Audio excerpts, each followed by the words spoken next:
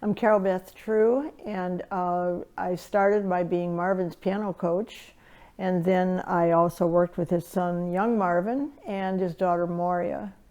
And I've also been in a couple of his programs. What is it that you found particularly special or unique about Marvin as a teacher? Because he came to you as a saxophone player. That's right, he did play saxophone, yeah. Well, I think he had piano background. It's so long ago, I can't remember that for sure. But no, I just thought he was always just a really wonderful person, and he seemed to be open to the things we worked on, which I couldn't even tell you what they were, except I know we worked on the jazz language and worked towards improvisation skills.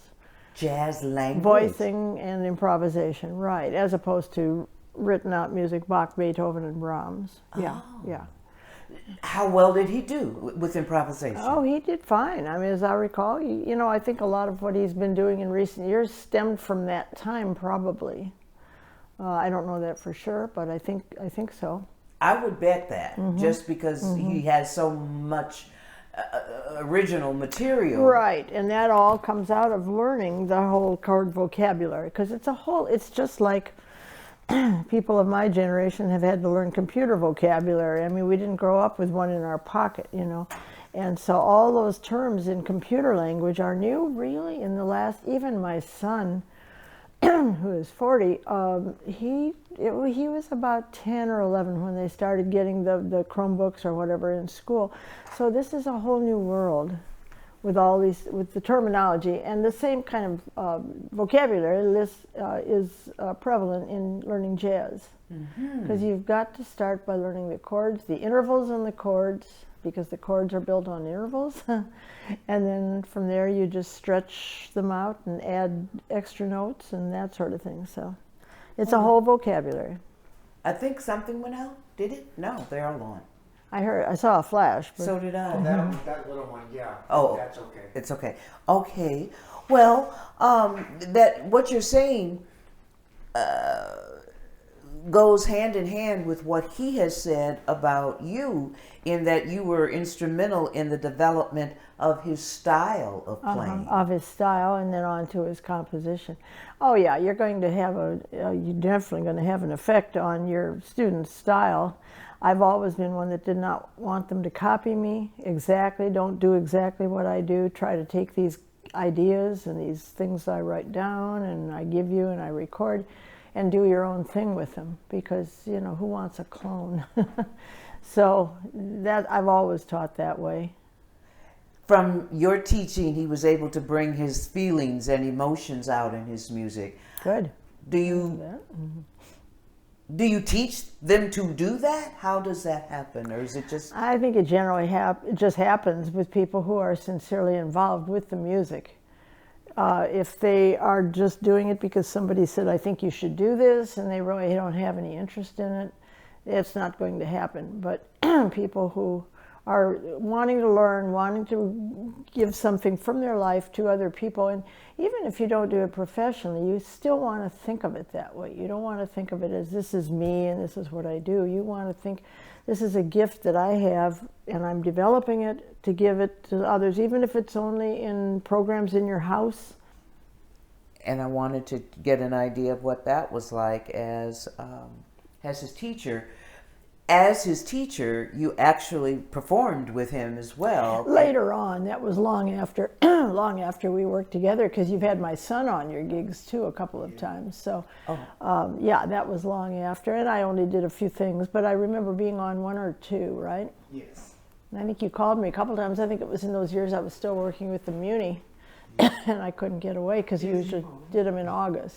Well, what was that like, though, the thought of working with your student, performing on stage? Oh, I do it all the time. We do it at Webster University all the time. Yeah, that's the whole goal, is to do that. The week after the 4th of July is our jazz camp at Webster University, and it's probably 25 or 30 years, almost the whole time there's been a program, which is 42 years, because I was in there on the opening day. Well, with Marvin, one of the things we've gathered from the multiple interviews we've done is his ability to bring people together and allow them to flourish. Express themselves. Yes, that's right. That's what music is all about.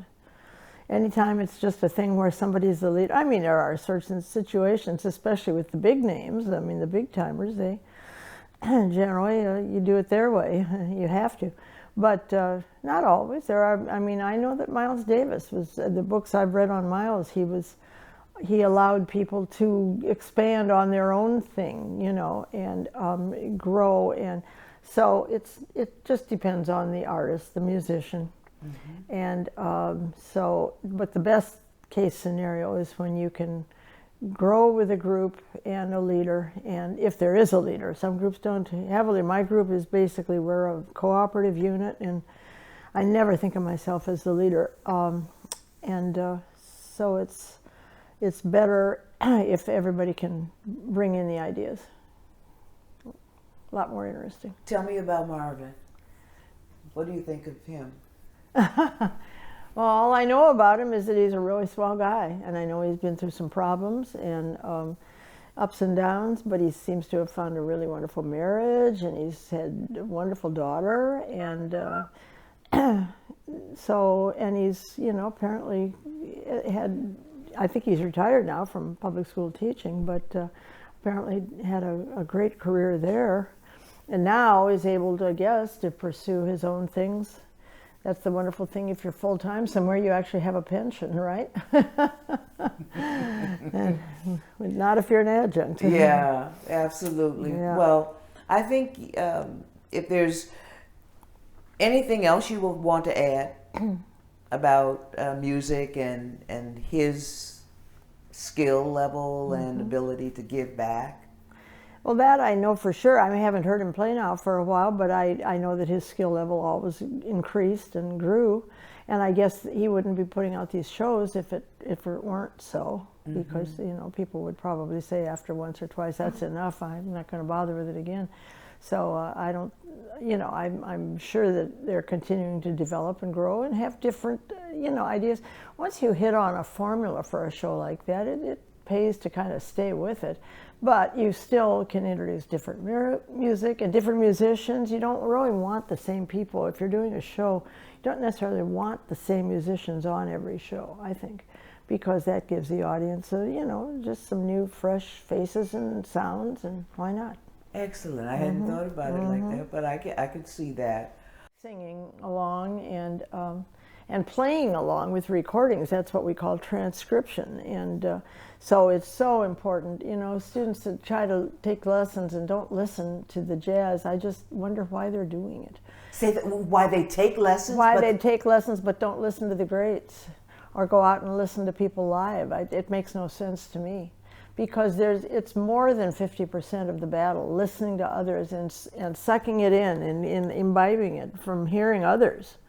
And so that's why they've developed the system of all these play along platforms, I guess, or whatever, and playing along with a backing track, what we call backing track, and then also playing along with a person, some great solo. I mean, and you don't have to do the whole thing, but pick a line that you like and then just keep playing, looping it, and playing along with it. And that's how you really get the feel and the learning of the language and the feel. It's not out of a book, or even a manuscript book, which I probably wrote in plenty for you. But he was able to do that. Yeah, well, that's what we started with, and he's obviously continued with it, you know, or he wouldn't be probably doing it today.